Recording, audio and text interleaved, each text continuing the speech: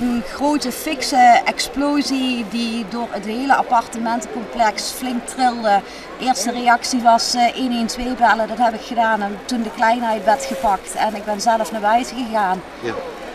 En verder heb ik het slachtoffer even gezien en die was er niet goed aan toe. En daar ben ik verder van weggebleven. Ja.